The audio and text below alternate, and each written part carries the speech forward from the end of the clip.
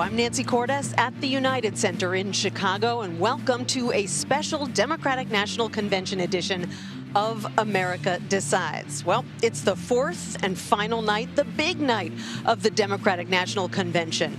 Just a little while ago, we saw Pink rehearsing ahead of her big performance tonight.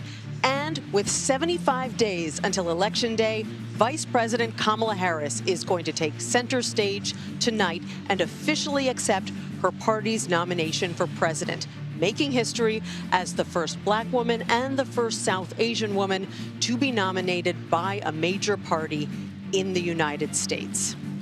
Before we get to Harris's big speech, though, we're also going to hear from Arizona Senator Mark Kelly, his wife, former Congresswoman and gun violence survivor Gabby Giffords, and former Congressman Adam Kinzinger of Illinois, this state where the convention is happening. He's a Republican who broke with his party over impeaching former President Donald Trump in the wake of the January 6th attack.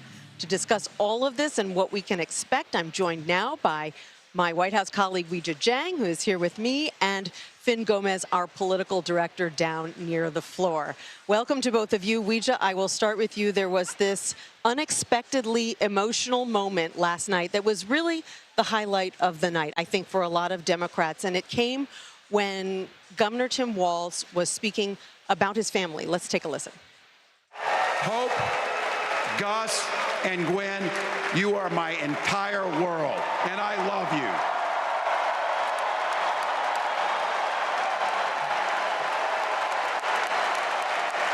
I'm letting you in on how we started a family, because this is a big part about what this election is about. Freedom.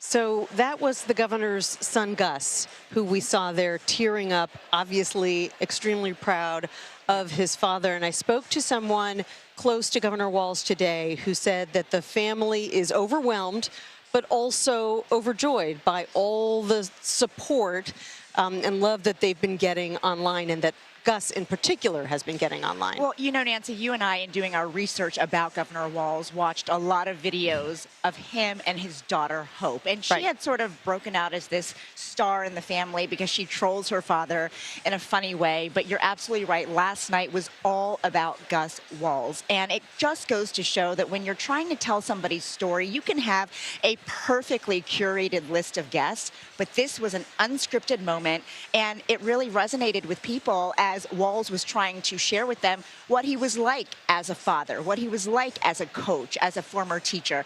And I think that speaks volumes about, you know, the way that he was raised, as an example. And, you know, his parents have been very open about talking about his nonverbal learning disabilities, about his ADHD. So it was a real triumph for Gus to be able to open up that way. And I don't think that he could have controlled it. And so many parents, I think, resonated with that moment. But it was, I think, probably the highlight of the night for so many people, because it captured, again, this family dynamic. It allowed us to see the Walz family. Right. I mean, when you're trying to tell the American people who you are and trying to get them to trust you, there's no better way, perhaps, than showing them that your family really likes you. Exactly. Finn, I want to go to you because the expectations for Kamala Harris now are really sky high, not only because we have seen so many over-the-top speeches over the course of this week from the Obamas, from Hillary Clinton, last night from Governor Walz, but because speaker after speaker over the past 3 days has been insisting that she is filled with joy, and now the pressure is on to display that joy to the country tonight. Yeah, that's right, Nancy. But it's not just joy. I mean, there's another word that I've been hearing around this convention before, and that has been hope. There's also been an expectation of optimism, right? There's a sense of a high road strategy that Vice President Harris is taking, in contrast to what Democrats here are saying is a much more darker tone, much more darker tenor that is emanating from the Trump campaign. There's a stark difference that they feel, delegates here that I speak to feel, that she can really showcase. And that is what they're trying to showcase. Not only that, but also like this hopeful and optimistic expectation of what her agenda is, in contrast to former President Trump's. You know, Weijia, one of the main goals of a convention, besides defining your own candidate and building them up, is to define the opposition. And last night, Hakeem Jeffries, the House Minority Leader, talked about former President Trump like he was one person in a bad relationship. Take a listen to the way he put it. Donald Trump is like an old boyfriend who you broke up with, but he just won't go away.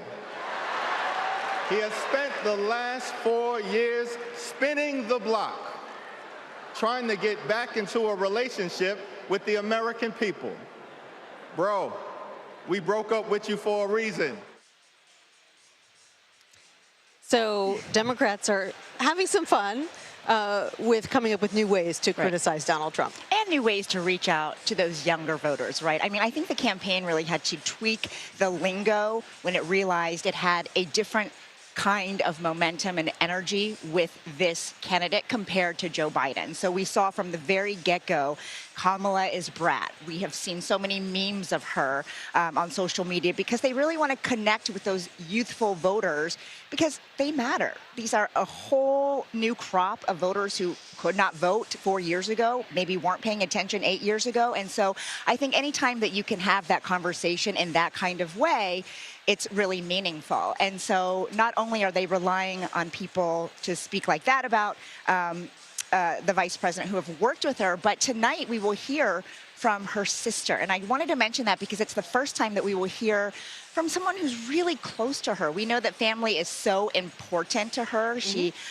you know, talks about her sister a lot. I just saw Maya Harris backstage and she was beaming and she was laughing and she looked quite excited. So I'll also be watching for how she frames, you know, what her sister can do compared to the former president. Her sister and her brother-in-law very involved with the campaign itself as they were in 2019 rather. Finn, I want to ask you about something I was told by the campaign today. They say that yesterday, once again, was their biggest grassroots fundraising day ever, I suppose, off the strength of Governor Tim Walz's speech. I've lost track of how many times they've said, no, this was the biggest fundraising day.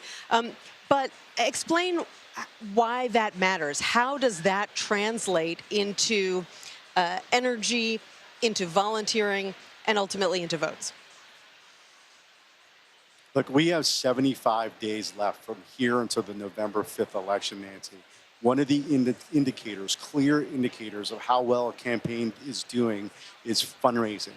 And their fundraising has been through the roof. It's been historic in nature, what we've seen in the past month, in the last 24 hours. And what the campaign has told us is that, you know, this sort of turbocharged effort indicates that the momentum is on their side. And that, yes, the convention is happening. There's a lot of focus on her. There's a lot of focus on her campaign right now, you know, on purpose. But, you know, but there is a true sort of seismic change that we have seen on that front in the last month. I mean, you know, this is my 5th presidential cycle that I've covered. And you just do not, it's a rare thing to see that in such a truncated amount of time, to see that much money raised, and you know, and again, it shows that it's an indicator of where the momentum lies with just 2.5 months until the election. Right, and certainly the candidate who has the most money doesn't always win, but it does give you lots of options when you've got a lot of cash in the bank. Finn Gomez, Weijia Jiang, thanks so much for setting up what will be the biggest night here at the Democratic National Convention. We'll talk to you in a little bit. Great to see you.